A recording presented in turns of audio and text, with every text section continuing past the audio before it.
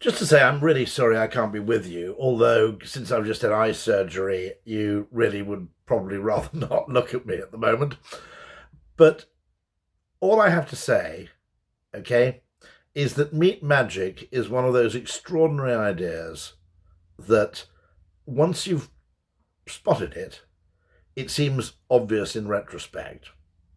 But it wasn't obvious at the time. I was recently staying in a hotel in Switzerland where, I think you call them diners in Australia, if I'm right. We checked into the hotel, and my wife and I were at first slightly baffled to see that instead of having one duvet, continental quilt, or diner on the bed, they had two. It was a king-size bed. They had two full-size or three-quarter-size diners overlapping in the middle. It's pretty weird, we thought. And then we realised it's complete genius, because when one of you rolls over in the night, you no longer deprive the other person of warmth. Effectively, you've created a kind of demilitarised zone where the two diners overlap, and problem solved. Now, David Ogilvy once said that the best ideas often arrive as jokes, and funnily enough, I kind of had the idea for Meat Magic a few years ago, but as a joke, not as a serious proposal.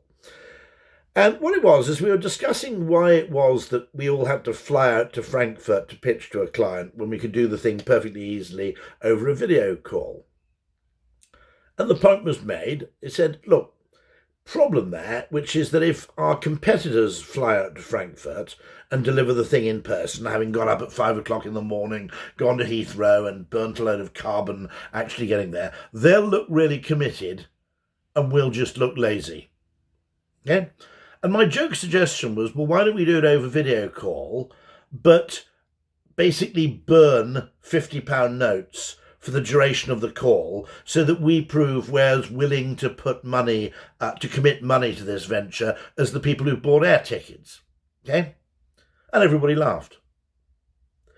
What I didn't do was take the joke to its second level of realising that actually, rather than burning the money, giving that same amount of money to a good cause makes you look better than merely flying and shows exactly the same degree of commitment, and therefore gives the recipient of your presentation the same degree of confidence that you're actually committed to his or her business and that you've actually put some thought into this, because let's face it, if you hadn't put some thought into it, you wouldn't be prepared to invest in the travel. It's what's called a commitment device. It's a signalling device, and they're absolutely everywhere. And most of the time, they're completely wasteful. They're golf days. They're kind of pointless seminars where the whole purpose really is the drinks afterwards.